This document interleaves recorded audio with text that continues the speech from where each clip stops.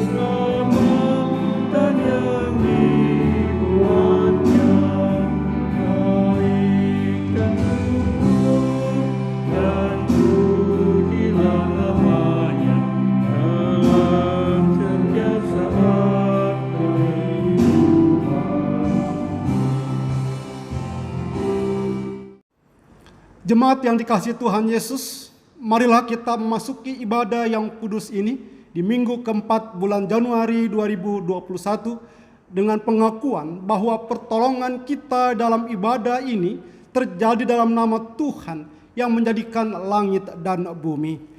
Kasih karunia dan damai sejahtera dari Allah Bapa kita dan daripada Tuhan Yesus Kristus menyertai saudara-saudara sekalian. Amin. Mulia bagi Bapa.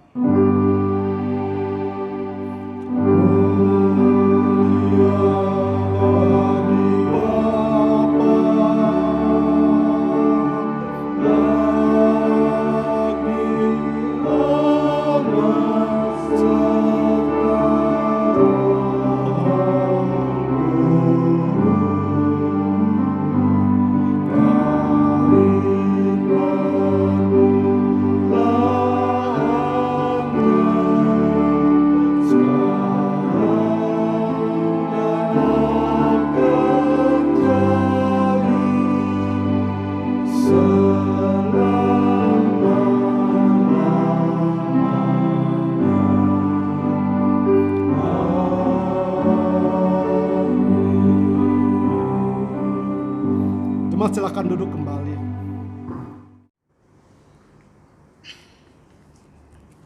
Baik, saudara-saudara silakan duduk dan kita akan membacakan nas pembimbing yang terambil dari Mazmur di 139 ayat 7 sampai 10. Dan saya akan bacakan, kemana aku dapat pergi menjauh rohmu? Kemana aku dapat lari dari hadapanmu? Jika aku mendaki ke langit, engkau di sana.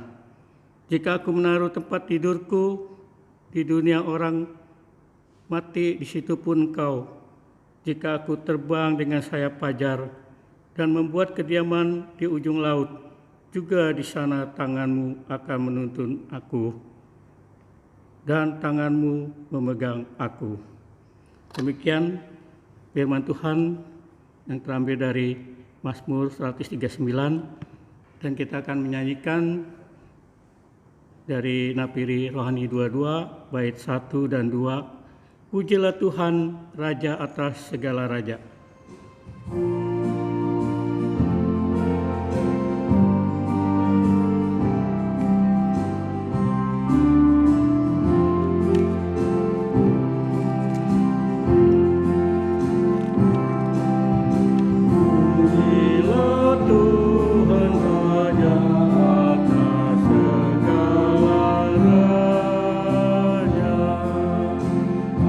Segenap alam semesta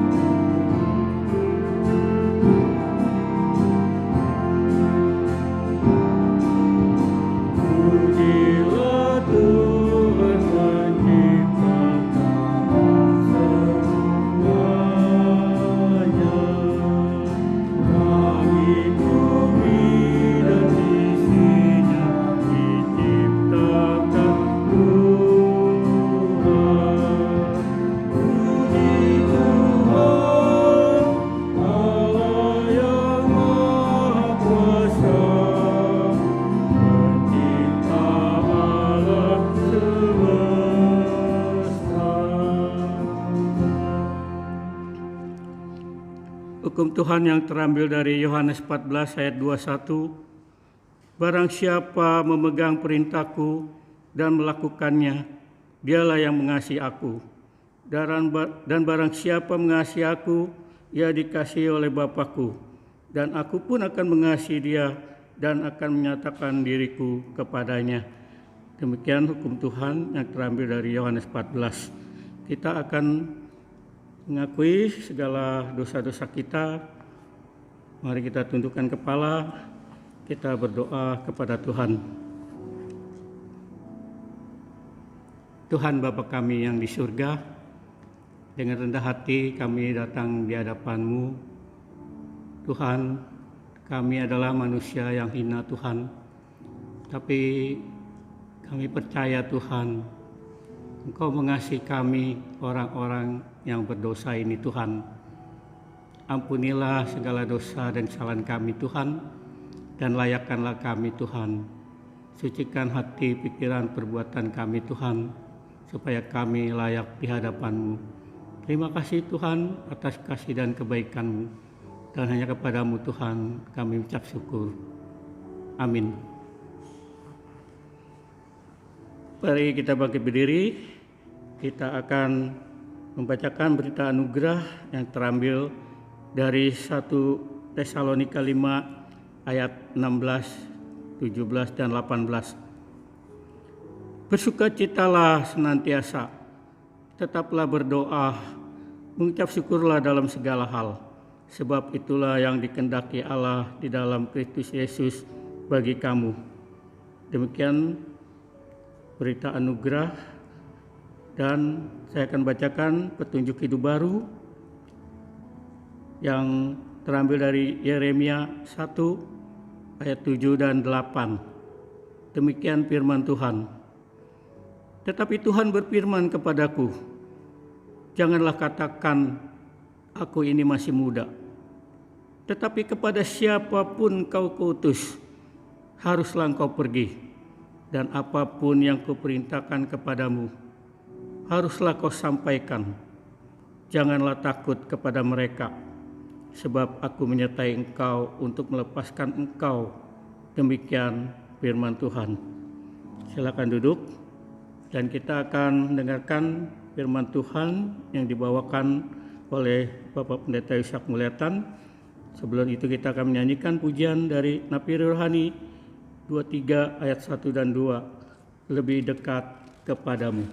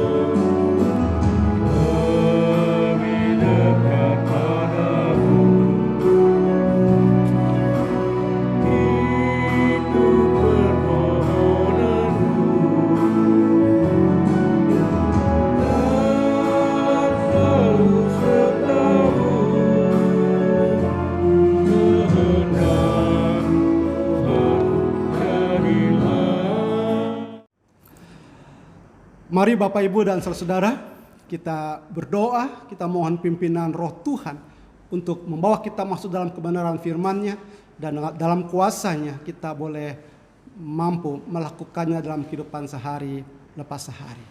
Mari kita berdoa. Berbicaralah Bapa yang baik, yang tak akan pernah memberikan batu kepada anak yang meminta roti, yang tidak akan pernah memberikan ular kepada anak yang meminta ikan. Bapa yang senantiasa memberi kami mana sorgawi setiap hari, dengan mana yang selalu segar, dengan berkat yang selalu baru. Karena sekarang saat kami sudah menjalani hari yang ke-24 di tahun yang baru 2021 ini, biarlah kami boleh terus dibekali, diperlengkapi, dituntun dan diterangi jalan hidup kami dengan firman Tuhan. Karena itu berbicaralah Bapa, kami anak-anak-Mu siap mendengarnya. Dan biarlah Roh Kudus, Roh kebenaran itu boleh memampukan kami, tidak hanya menjadi pendengar firman, tapi juga boleh menjadi pelaku-pelaku firman. Dalam nama Tuhan kami Yesus Kristus, kami berdoa. Amin. Bapak Ibu dan saudaraku yang dikasihi Tuhan, firman Tuhan dalam ibadah Minggu 24 Januari ini terambil dari kitab Yunus, pasalnya yang pertama, ayatnya yang pertama hingga yang ke-17. Satu pasal utuh saya akan membacakannya bagi kita sekalian. Demikian firman Tuhan. Yunus pasalnya yang pertama, ayat 1 hingga yang ke-17. Yunus mengingkari panggilan Tuhan. Datanglah firman Tuhan kepada Yunus bin Amitai demikian. Bangunlah, pergilah ke Niniwe, kota yang besar itu. Berserulah terhadap mereka, karena kejahatan telah sampai kepadaku. Tetapi Yunus bersiap untuk melarikan diri ke Tarsis, jauh dari hadapan Tuhan. Ia pergi ke Yaffo dan mendapat di sana sebuah kapal yang akan berangkat ke Tarsis. Ia membayar biaya perjalanannya, lalu naik kapal itu untuk berlayar bersama-sama dengan mereka ke Tarsis, jauh dari hadapan Tuhan. Tetapi Tuhan menurunkan angin ribut ke laut, lalu terjadilah badai besar, sehingga kapal itu hampir-hampir terpukul hancur. Awak kapal menjadi takut, masing-masing berteriak-teriak kepada Allahnya, dan mereka membuang ke dalam laut segala muatan kapal itu untuk meringankannya. Tetapi Yunus telah turun ke dalam ruang kapal yang paling bawah dan berbaring di situ, lalu tertidur dengan nyenyak. Datanglah nakoda mendapatkannya sambil berkata, bagaimana mungkin kau tidur begitu nyenyak? Bangunlah, berserulah kepada Allahmu, barangkali Allah itu akan mengindahkan kita, sehingga kita tidak binasa. Lalu berkatalah mereka satu sama lain, marilah kita buang undi, supaya kita mengetahui kena siapa kita ditimpa oleh malapetaka ini. Mereka membuang undi dan Yunuslah yang kena undi. Berkatalah mereka kepadanya, beritahukan kepada kami, karena siapa kita ditimpa oleh malapetaka ini? Apa pekerjaanmu dan dari mana engkau datang? Apa negerimu dan dari bangsa manakah engkau? Sautnya kepada mereka, aku seorang Ibrani. Aku takut akan Tuhan, Allah yang empunya langit, yang telah menjadikan lautan dan daratan. Orang-orang itu menjadi sangat takut, lalu berkata kepadanya, apa yang telah kau perbuat? Sebab orang-orang itu mengetahui bahwa ia melarikan diri jauh dari hadapan Tuhan. Hal itu telah diberitahukannya kepada mereka. Bertanyalah mereka, akan kami apakan engkau, supaya laut menjadi reda dan tidak menyerang kami lagi, sebab laut semakin bergelora. Sautnya kepada mereka, angkatlah aku, campakkanlah aku ke dalam laut, maka laut akan menjadi reda dan tidak menyerang kamu lagi. Sebab aku tahu bahwa karena akulah badai besar ini menyerang kamu. Lalu berdayunglah orang-orang itu dengan sekuat tenaga untuk membawa kapal itu kembali ke darat. Tetapi mereka tidak sanggup, sebab laut semakin bergelora menyerang mereka. Lalu berserulah mereka kepada Tuhan, katanya, ya Tuhan, janganlah kiranya engkau biarkan kami binasa kena nyawa orang ini, dan janganlah engkau tanggungkan kepada kami darah orang yang tidak bersalah, sebab Engkau Tuhan telah berbuat seperti yang Kau kehendaki. Kemudian mereka mengangkat Yunus, lalu mencampakkannya ke laut, dan laut berhenti mengamuk. Orang itu menjadi sangat takut kepada Tuhan, lalu mempersembahkan korban sembelihan bagi Tuhan, serta mengikrarkan nazar. Maka atas penentuan Tuhan, datanglah seekor ikan besar yang menelan Yunus, dan Yunus tinggal dalam perut ikan itu 3 hari 3 malam lamanya. Demikian bacaan firman Tuhan. Yang berbahagialah kita yang mendengar firman Tuhan, yang menyimpannya, serta yang melakukannya dalam kehidupannya sehari lepas sehari. Haleluya.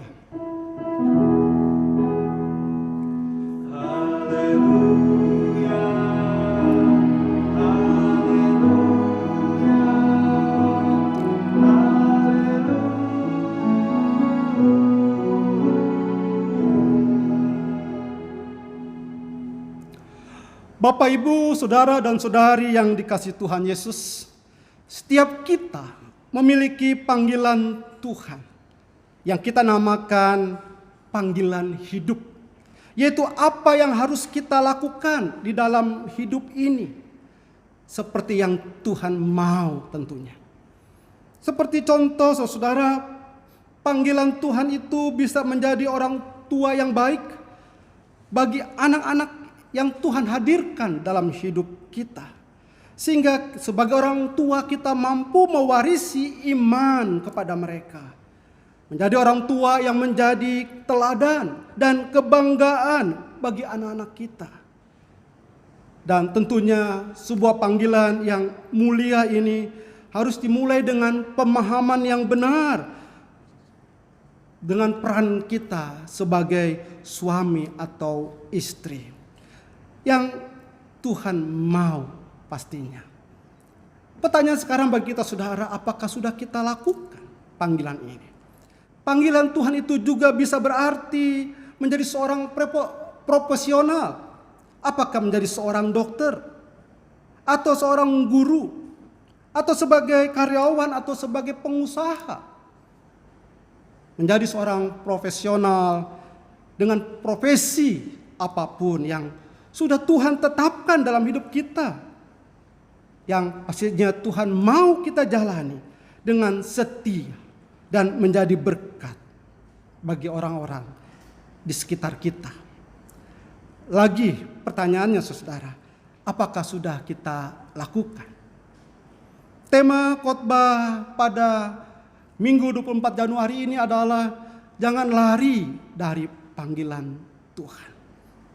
Bapak Ibu, saudara yang dikasihi Tuhan, pasti Bapak Ibu mengenal tokoh ini. Siapa dia? Ya, benar. Dia adalah Daniel Mananta. Seorang presenter atau pembawa acara yang terkenal yang kita kenal. Dan Bapak Ibu saudaraku, di akhir tahun 2019, mungkin November, di awal Desember kita dikejutkan dengan berita mundurnya Daniel Mananta sebagai host dari sebuah ajang pencarian bakat Indonesian Idol. Hari ini setiap Senin atau Selasa kita bisa menyaksikan di salah satu siaran televisi, bukan? Dan bukan lagi Daniel Mananta yang menjadi host di sana. Orang yang lain, saudara pasti juga kenal. Sempat ramai diperbincangkan karena pamitnya terkesan tiba-tiba, saudara. Timbul berbagai spekulasi terkait dengan keputusannya, mulai dari ada perselisihan hingga masalah honor. Namun ternyata bukan itu, saudara. Ini jawabannya. Seperti yang saya saksikan saat diwawancarai oleh seorang artis yang juga kita kenal yang bernama Melanie Ricardo di sebuah acara televisi. Jawabannya adalah, gua mau taat.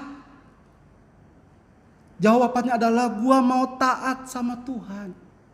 Dan dari percakapan itu, Daniel Mananta tidak ingin selama ini kepopulerannya dan apa yang dia dapatkan membuat dia nyaman. Dan kemudian dia lupa dengan panggilan hidup sebagai orang percaya. Hal yang menarik saudara, dia katakan bahwa dia ingin menjadi seorang pastor. Tapi hati-hati, bukan pastor dalam arti jabatan atau titel, tapi memiliki hati pastor, pastoral heart, yaitu hati yang peduli pada sesama. Sehingga dia takut kesuksesannya, kenyamanannya membuat dia tidak lagi peduli dengan orang-orang di sekitar.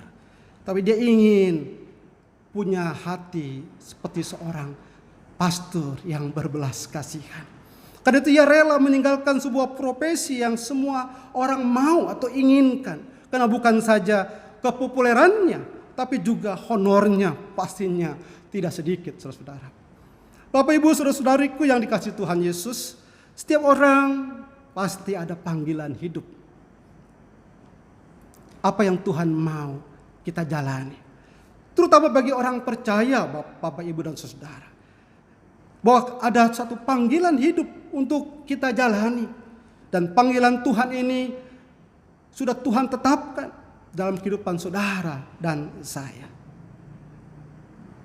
Dan kita tidak bisa lari dari panggilan ini, saudara. Seperti hal yang terjadi pada Yunus dalam nats yang kita baca dalam renungan ibadah pagi hari ini, saudara. Demikian terjadi pada Yunus saat ia mendapat panggilan untuk pergi ke kota Niniwe, ibu kota dari kerajaan Asyur, untuk memberitakan pertobatan bagi orang-orang di kota ini.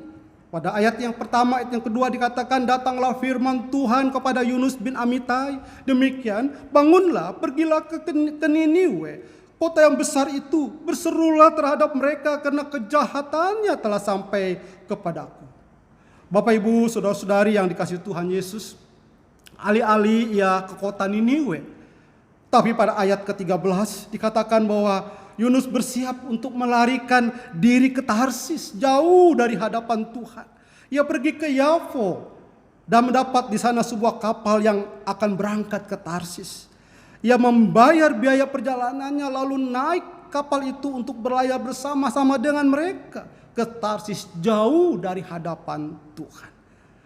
Mendengar perintah Tuhan yang datang kepadanya, ia bukan bersiap untuk pergi ke Niniwe, tetapi bersiap untuk melarikan diri jauh dari hadapan Tuhan.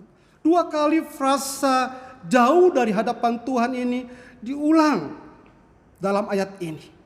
Dan bahkan pada ayat yang ke-10b diulang lagi. Dikatakan sebab orang-orang itu mengetahui bahwa ia melarikan diri jauh dari hadapan Tuhan. Di antara semua nabi dalam Alkitab, Yunus terbilang cukup unik, saudara. Walaupun ada beberapa nabi yang sempat berbantah-bantah dengan Tuhan pada awal pengutusan mereka, seperti Musa dan Yeremia. Hanya Yunus yang melarikan diri dari panggilan Allah ini, saudara. Bapak Ibu, saudara-saudari yang dikasihi Tuhan, ketidaktaatan Yunus terjadi karena yang pertama, hanya karena dia berpikir dia bisa pergi jauh dari hadapan Tuhan. Seperti yang diulang-ulang frasa ini. Yunus beranggapan bahwa kehadiran Allah Yahweh hanya di tanah Israel. Seorang penulis, seorang teolog, seorang pendeta, Dr. Christopher Wright, dalam bukunya Hidup Sebagai Umat Allah, Etika Perjanjian Lama, menulis sebagai berikut. Kita harus berusaha menempatkan diri kita dalam kedudukan bangsa Israel dan memahami bagaimana mereka merasakan serta mengalami hubungan mereka dengan Allah dan bagaimana pengalaman itu mempengaruhi kehidupan praktisnya sebagai suatu masyarakat. Kerangka kehidupan bangsa Israel ini dapat digambarkan dengan segitiga seperti dalam slide ini. Segitiga etis. Artinya, kehidupan etis atau kehidupan praktis bangsa Israel didasarkan atas pemahaman Israel akan keberadaan mereka sebagai suatu umat dalam hubungan mereka dengan Allah dan lingkungan fisik mereka, yakni tanah. Bapak, Ibu, dan saudaraku yang dikasihi Tuhan, pemahaman seperti ini kita jumpai pada peristiwa Panglima Naaman, Panglima Raja Aram yang sakit kusta. Dan disembuhkan dari sakit kustanya melalui hambanya Nabi Elisa. Dan dia ingin memberi persembahan-persembahan kepada Nabi Elisa, namun Nabi Elisa menolaknya. Dan sehingga ia yang meminta kepada Nabi Elisa. Seperti pada 2 Raja-Raja pasal 5 ayat 17 ini. Akhirnya berkatalah Naaman, jikalau demikian biarlah diberikan kepada hambamu ini tanah sebanyak muatan sepasang bagal. Sebab hambamu ini tidak lagi akan mempersembahkan korban bakaran atau korban sembelihan kepada Allah lain, kecuali kepada Tuhan. Saudara, Naaman berpikir bahwa kehadiran Allah Yahweh dibatasi kepada keberadaan tanah saja. Demikian juga pada perempuan Samaria dalam perjanjian baru yang berjumpa dengan Tuhan Yesus di sumur, saudara. Perempuan ini pun beranggapan bahwa kehadiran Allah hanya di Gunung Gerizim. Sehingga Tuhan Yesus mempertegas bahwa kehadiran Allah tidak hanya di gunung tersebut, bahkan tidak di Yerusalem. Seperti yang dikatakan dalam Yohanes pasal 4 ayat 20-21. Nenek moyang kami menyembah di atas gunung ini, tetapi kamu katakan bahwa Yerusalemlah tempat orang menyembah. Kata Yesus kepadanya, percayalah kepadaku hai perempuan, saatnya akan tiba bahwa kamu akan menyembah Bapa bukan di gunung ini dan bukan juga di Yerusalem. Bapak, Ibu, dan saudaraku yang kasih Tuhan, bukankah konsep teologi yang keliru ini juga terjadi dalam kehidupan praktis kita, dalam kehidupan keseharian kita sebagai orang percaya, yang membatasi Allah hanya hadir dalam satu tempat, bukan? Sebab itu, lalu kita dengan sembrono atau dengan gampang menjalani kehidupan kita tanpa menyukakan hatinya. Hidup kita menjadi split atau terbagi atau terpecah. Di hari Minggu, di saat kita di gereja, kita menjadi seperti malaikat, bukan? Tapi pada hari-hari lain, di luar gereja sana, atau di tempat-tempat lain, hidup kita seperti iblis. Di hari Minggu, di gereja, kita hidup kudus. Tetapi di hari lain, yang bukan hari Minggu, hidup kita kudus. Mengapa kehidupan seperti ini terjadi, saudara? Karena kita beranggapan Allah hanya hadir di tempat tertentu dan bisa jauh dari hadapan Tuhan. Sesungguhnya Allah itu Allah yang maha hadir, saudara. Sebagaimana kita dapat jumpai seperti yang dikatakan oleh pemazmur dalam Mazmur 139 ayat 7 hingga yang ke-12. Tadi Penatua Teguh Setiawan sudah membacakan itu menjadi nas pembimbing ibadah kita. Tapi baik saya bacakan kembali bagaimana pemazmur memahami Allah adalah Allah yang maha hadir, yang berkata demikian, kemana aku dapat pergi menjauhi rohmu, kemana aku dapat lari dari hadapanmu. Jika aku mendaki ke langit, engkau di sana. Jika aku menaruh tempat tidurku di dunia orang mati, di situ pun engkau. Jika aku terbang dengan sayap fajar dan membuat kediaman di ujung laut, juga di sana tanganmu akan menuntun aku dan tangan kananmu memegang aku. Saudara, menarik. Inilah yang harus kita pahami dengan benar, bahwa Allah maha hadir. Hal kedua dari ketidaktaatan Yunus sehingga melarikan diri adalah karena ia membatasi kasih Allah. Ia tidak mengerti bagaimana Allah Yahweh itu mengasihi musuh bangsanya. Bangsa Asyur dengan ibu kotanya Niniwe bagi Yunus sepantasnya dihukum sebab perlakuan jahat terhadap bangsa Israel. Dalam sejarah bangsa Israel kita menjumpai bagaimana bangsa Asyur berkali-kali merongrong kesejahteraan bangsa Israel sebagai bangsa yang kejam dan jahat. Bagaimana mungkin Allah menyelamatkan bangsa ini? Demikian pikir Yunus. Baginya keselamatan hanya bagi bangsa Israel, tidak untuk bangsa lain. Apalagi yang menjadi musuh bangsa Yunus itu sendiri. Tidak pantas dikasihani dan dikasihi dan bahkan diselamatkan. Bapak Ibu yang dikasihi Tuhan Yesus, Yunus tidak berpikir seperti ini seorang diri. Konsep keselamatan hanya bagi bangsa Israel sebagai umat pilihan telah meresap dalam jiwa setiap orang Israel, bahkan sampai pada zaman Perjanjian Baru. Dan itu diwakili oleh seorang rasul Yesus sendiri, seperti Rasul Petrus. Saat ia mendapat penugasan untuk ke rumah Cornelius, seorang perwira pasukan bangsa Yunani di Kaisaria, seperti kita lihat dalam Kisah Para Rasul pasalnya yang ke-10. Ia pun ragu-ragu untuk pergi, tetapi Tuhan meneguhkan pengutusannya dengan sebuah penglihatan, vision. Dan akhirnya Petrus pun pergi. Dan karena penugasan ini, ia harus mempertanggungjawabkan dalam persidangan yang diadakan di Yerusalem. Dan akhirnya persidangan tersebut mengambil keputusan sebagai berikut. Ketika mereka mendengar hal itu, mereka menjadi tenang. Lalu memuliakan Allah, katanya. Jadi kepada bangsa-bangsa lain juga Allah mengaruniakan pertobatan yang memimpin kepada hidup. Kita dapat menjumpai dalam Kisah Para Rasul pasalnya yang ke-11 ayatnya ke-18. Bapak, Ibu, dan saudara-saudara yang dikasihi Tuhan, bukankah juga demikian yang terjadi dalam kehidupan kita, bahkan dalam pelayanan kita? Kita memilah-milah mana yang pantas dilayani, dan bahkan secara arogan mana yang pantas menerima atau dikasihi Allah. Sehingga pada akhirnya kita mengabaikan seorang atau sekelompok orang dalam pelayanan kita. Hal ini harus menjadi evaluasi bagi kita dalam pelayanan kita dalam gereja. Bahkan dalam membuat program pelayanan yang kita lakukan. Bahwa kasih Allah bagi semua orang. Seperti yang dikatakan oleh Rasul Yohanes dalam Yohanes 3:16 yang kita hafal ayat ini. Karena begitu besar kasih Allah akan dunia ini, sehingga ia mengaruniakan anaknya yang tunggal, supaya setiap orang yang percaya kepadanya tidak binasa, melainkan beroleh hidup yang kekal. Dan untuk menyatakan kasihnya kepada dunia ini, ia telah mengutus anaknya. Dan dalam 1 Yohanes pasal 4 ayat yang ke-9.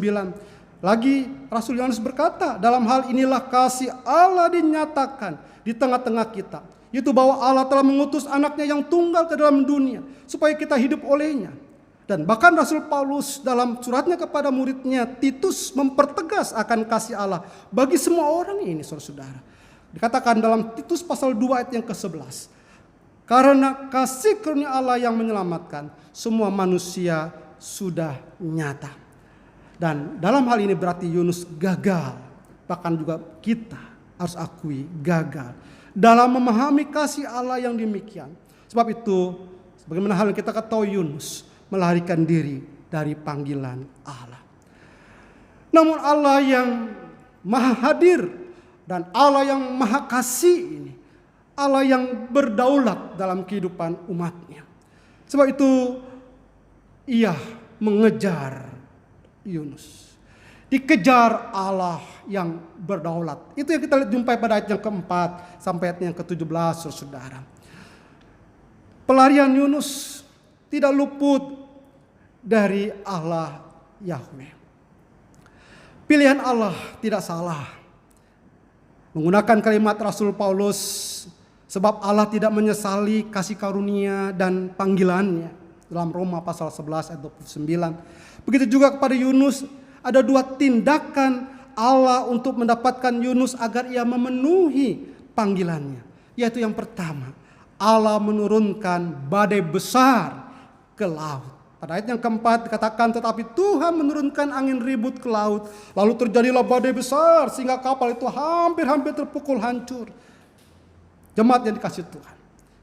Pada ayatnya yang kelima dan keenam hingga ayat yang ke-16 menggambarkan bagaimana kapal dalam kesukaran. Kesukaran yang sangat jelas dan realistis. Segala usaha dilakukan untuk keselamatan orang-orang dalam kapal. Sebuah usaha dari orang-orang yang sudah berpengalaman di lautan tentunya. Tetapi hasilnya hanyalah rasa takut.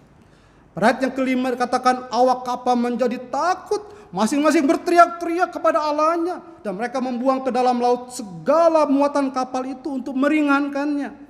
Tetapi Yunus telah turun ke dalam ruang kapal yang paling bawah dan berbaring di situ. Lalu tertidur dengan nyenyaknya. Saudara, kita heran, si sumber masalah malah tertidur pulas. Kok bisa? Nanti kita tanya bila bertemu dengan Yunus di sorga tentunya. Yang kedua, saudara, yang Allah lakukan adalah Allah menentukan seekor ikan besar untuk menelan Yunus. Pada ayat yang ke-17, maka atas penentuan Tuhan datanglah seekor ikan besar yang menelan Yunus. Dan Yunus tinggal dalam perut ikan itu 3 hari 3 malam lamanya. Bapak Ibu saudaraku yang dikasihi Tuhan Yesus, 2 alat Tuhan, badai besar dan ikan besar, menjadi alat kasih Allah dalam pemeliharaannya kepada Yunus dari pelarian dan bahkan dari kematiannya, dan membuat ia menyerahkan diri kepada kemurahan Allah. Cara Allah yang berdaulat bekerja untuk umatnya dengan cara menggerakkan ciptaannya bisa kita jumpai dalam peristiwa-peristiwa sejarah bangsa Israel. Seperti tak kala bangsa Israel keluar dari Mesir dan menyeberangi Laut Teberau. Dalam Keluaran pasal 14 ayat 21-22 katakan, lalu Musa mengulurkan tangannya ke atas laut, dan semalam-malaman itu Tuhan menguakkan air laut dengan perantaran angin timur yang keras, membuat laut itu menjadi tanah kering.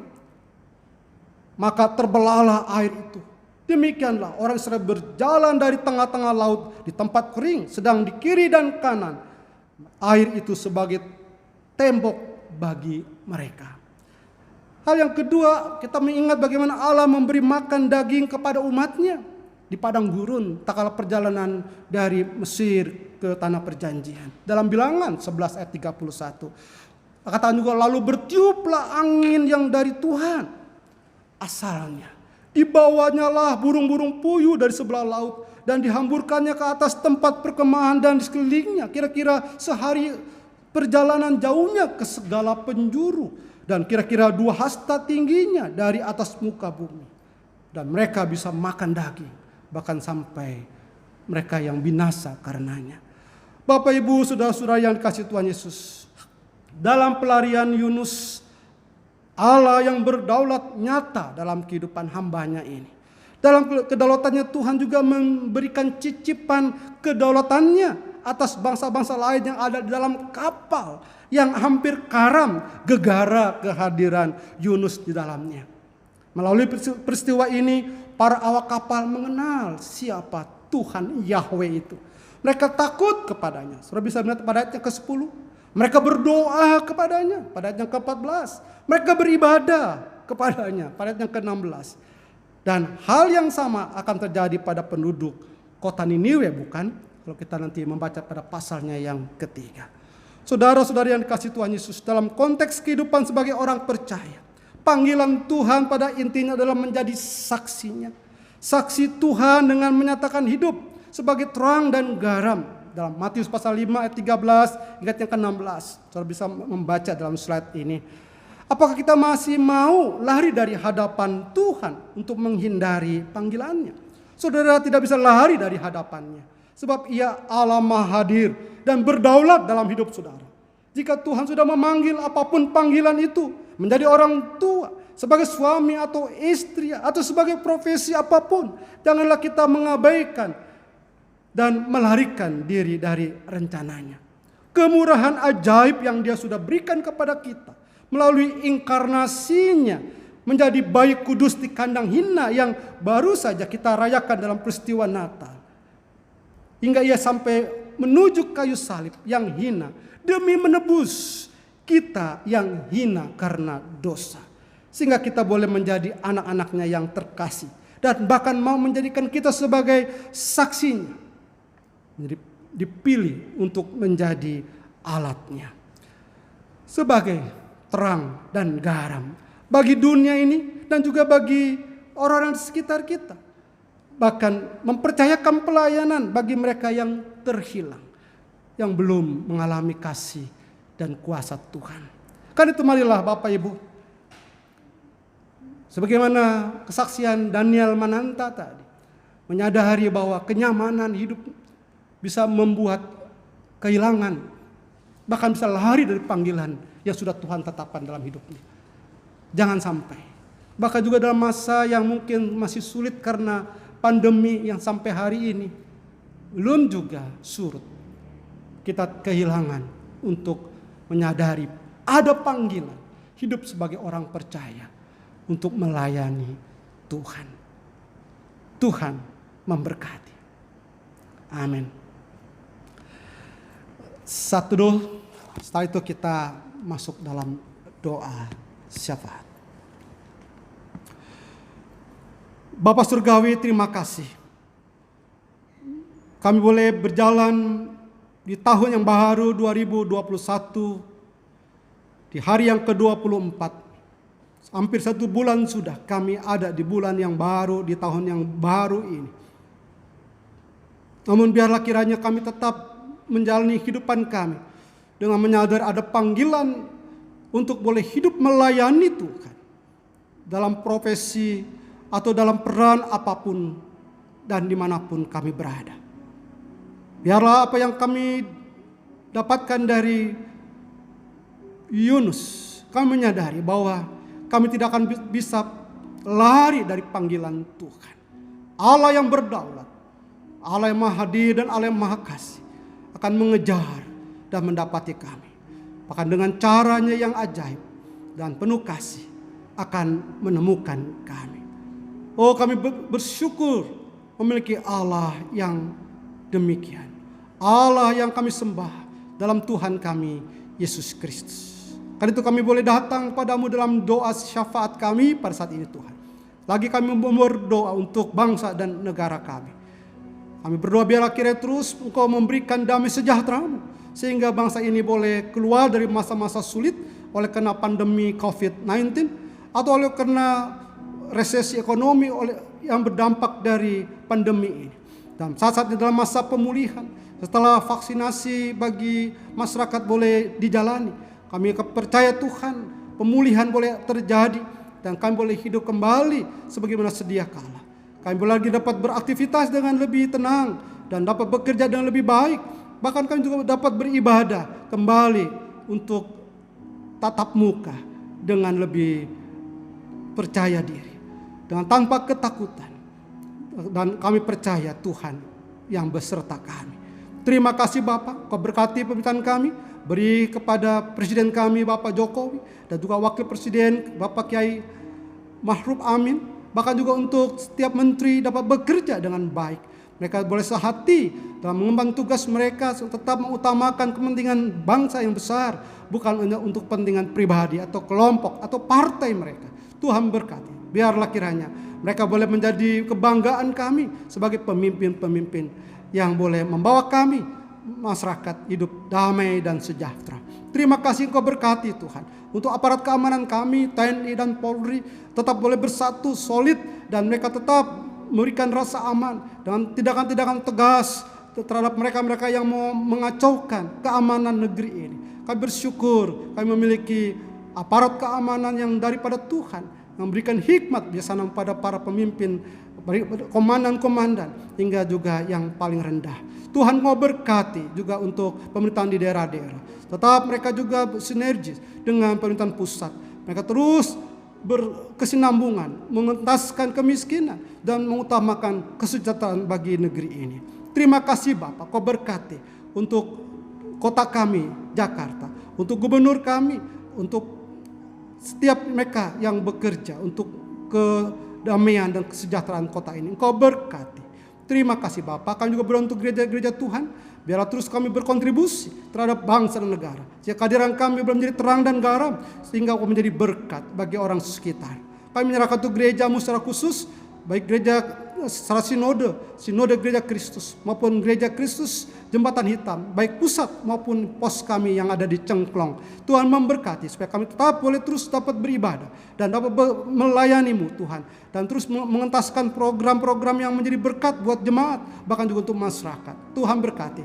Kami bersyukur untuk setiap program yang ada, baik untuk pelayanan sosial kami, penyangkauan melalui pelayanan pendidikan, melalui PAUD Cahaya Kasih yang ada di pos Cengklong. Engkau memberkati Tuhan. Biarlah Engkau memberkati setiap guru-guru yang mengajar. Berkati untuk orang tua yang mempercayakan anak-anak mereka belajar mengenal baca tulis. Bahkan untuk tahun ajaran baru di bulan Januari ini Tuhan. Untuk tahun belajar bulan Mei. Nah, mungkin kami bisa tatap muka kembali. Tuhan biar Engkau berkati. Itu boleh terjadi. Tuhan mempercayakan sekolah ini menjadi berkat bagi banyak orang, bagi anak-anak sekitar Cengklong dan sekitarnya. Berkati orang tua asuh, berkati para donatur, beri mereka terus Tuhan sukacitamu. Dan apapun yang mereka kerjakan, usaha mereka boleh terus berhasil.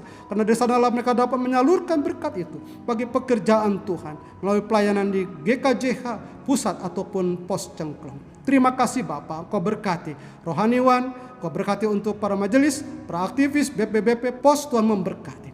Terima kasih Bapak.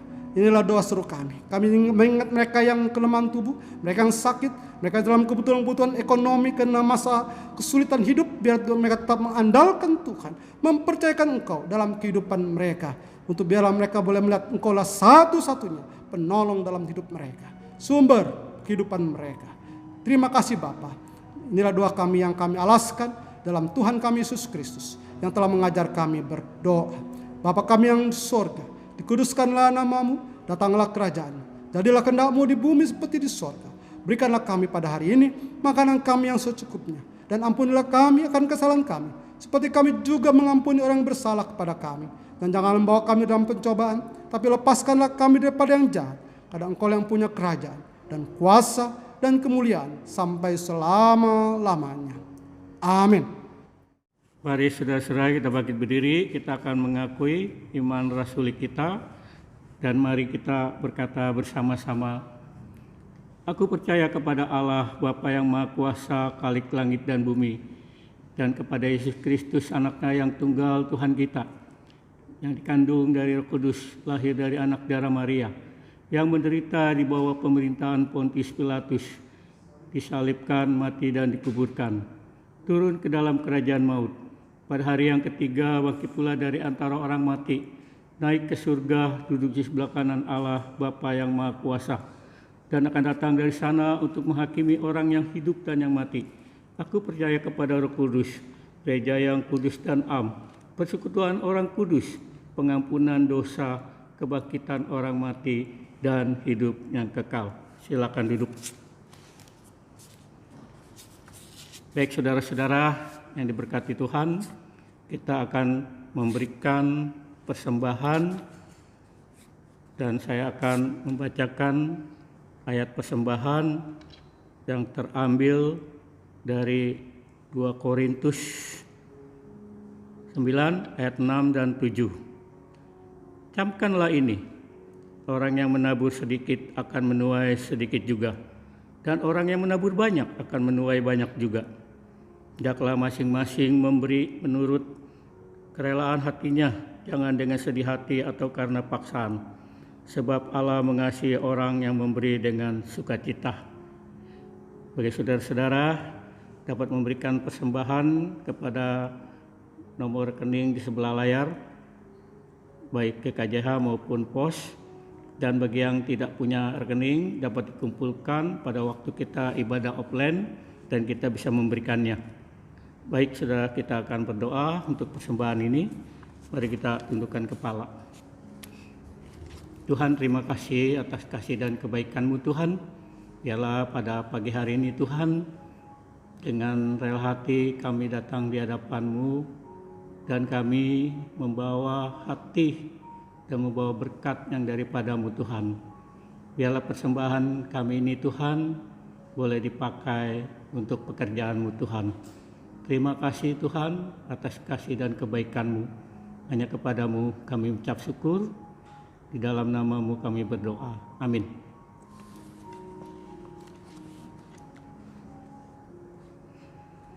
Baik saudara-saudara, kita akan mengakhiri ibadah kita, dan kita akan menyanyikan lagu pengutusan dari Rohani 308 bait 1, 2, dan 3. Mari kita bangkit berdiri. Gunakan waktu yang diberi Tuhan.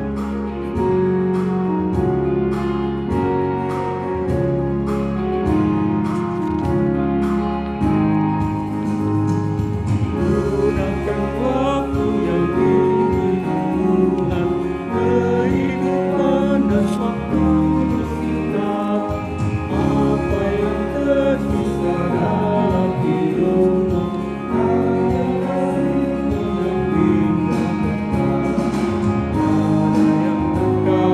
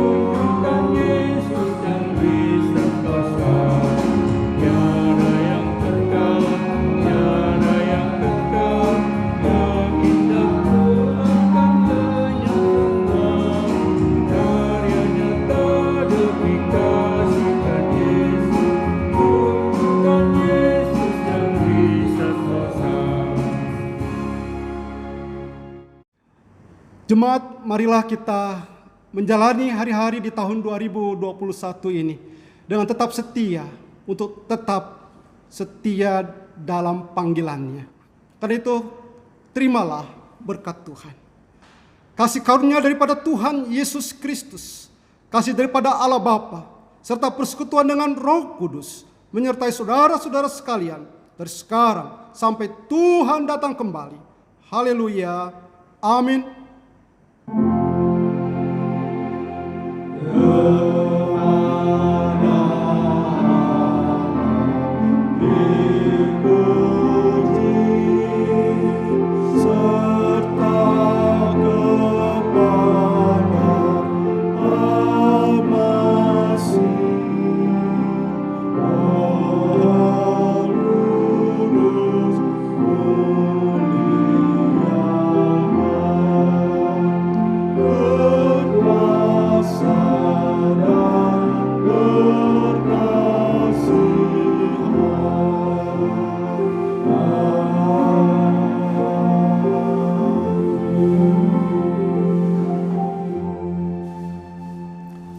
Selamat hari Minggu, Tuhan Yesus memberkati.